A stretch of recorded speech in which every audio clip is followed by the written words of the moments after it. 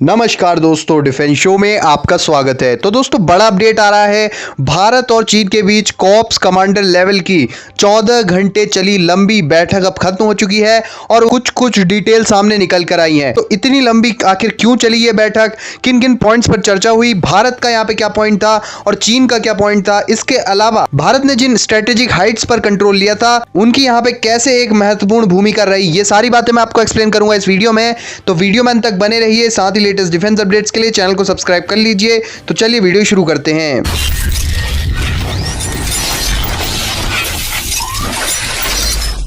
तो दोस्तों, भारत और चीन की तनावपूर्ण स्थिति को कम करने के लिए 6वीं बार कमांडर लेवल की बैठक हुई है। बैठक सोमवार की सुबह तकरीबन 10 बजे शुरू हुई और देर रात करीब 11 बजे तक चली। चीन के साथ बातचीत करने वाले ऑफिसर्स शीर्ष अधिकारियों को बातचीत का पूरा ब्यौरा भेजेंगे। दोनों देशों के बीच लगभग 13 घंटों तक बैठक चली है। इस बैठक में भारत ने सख्त रुख अपनाते हुए चीन को अपनी सेना विवादित जगहों से हटानी चाहिए, ऐसा यहां पे भारत ने पॉइंट रखा है। हालांकि बातचीत के दौरान भारत की बातें चीन को समझाने में परेशानी हो रही थी। इस परेशानी का कारण थी भाषा। चीनियों की अंग्रेजी भी बहुत कमजोर होती है, इसलिए उनसे इस भाषा में बात नहीं हो पाती। इस दौरान दोस्तों ट्रांसलेटर मौजूद रहे, जिस कारण भी ये बैठक इतनी लंबी चली है। सूत्रों से मिली जानकारी के अनुसार 13 घंटे तक चली बैठक में सीमा शांति के लेकर द्विपक्षीय संबंधों तक बातचीत की गई। जिस वक्त बातचीत चल रही थी, दोनों देशों के जवान हाई अलर्ट पर थे। भारत और चीन के लगभग 1 लाख से ज्यादा जवान दोनों ओर से तैनात हैं। सूत्रों की माने तो बातचीत में दोनों ओर से जवानों की संख्या घटाने पर भी बातचीत हुई है। सूत्रों ने कहा है कि 1 दर्जन से अधिक भारतीय प्रतिनिधिमंडल ने सुबह 11 बजे चीनी पक्ष के मोल्डो शिविर में बातचीत शुरू की।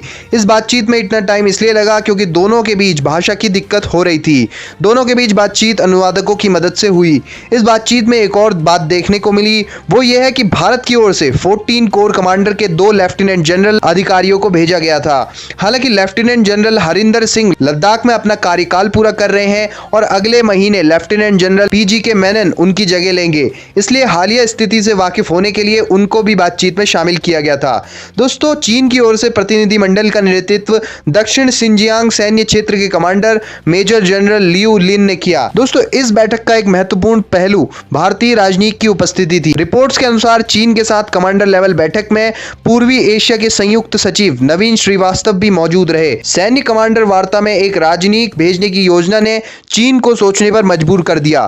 कूटनीतिक वार्ता और जमीन पर PLA सैनिकों के वास्तविक व्यवहार और कॉर्प्स कमांडर वार्ता के दौरान अहम सहमति में मतभेद सामने आए हैं। बैठक का फोकस इन महीने की शुरुआत में विदेश मंत्री स्तर पर हुई वार्ता के दौरान दोनों राष्ट्रों के बीच तय हुई 5 सूत्री समझौतों को लागू करना है। वार्ता के दौरे को महत्वपूर्ण माना जा रहा है क्योंकि वे आने वाले सर्दियों के मौसम के दौरान लद्दाख सीमा पर सैनिक तैनात रहेंगे या नहीं, इस पर अंतिम फैसला लिया जाएगा। दोस्तों, डी एस्केलेशन के लिए भारत की चीन से यही शर्त है कि चीन मार्च से पहले वाली स्थिति पर आ जाए। यदि वार्ता नहीं होती है तो भारत के पास अपने सैनिक और हथियारों को कठोर सर्दियों के मौसम के माध्यम से तैनात रखने की व्यवस्था है।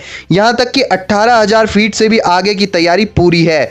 इसके अलावा दोस्तों, भारत ने जिन स्ट्रेटेजिक हाइट्स पर कंट्रोल लिया था उनका यहां पे कैसे फायदा लिया गया। तो दोस्तों, जब नेगोशिएशंस हो रहे थे टेबल पे, तो यहां पर भारत एक डोमिनेंट रोल प्ले कर रहा था और चाइनीज PLA बैकफुट पर थी, इसलिए उन पर हम ज्यादा अपनी शर्तें थोप सकते थे और वहां पर उनको वो शर्तें माननी भी पड़ती क्योंकि भारत एक स्ट्रॉन्गर पोजीशन में था। तो आप क्या सोचते हैं इस बारे में कमेंट सेक्शन में जरूर बताएं। साथ ही लेटेस्ट डिफेंस अपडेट्स के लिए चैनल को सब्सक्राइब कर लें। जय हिंद, वंदे मातरम।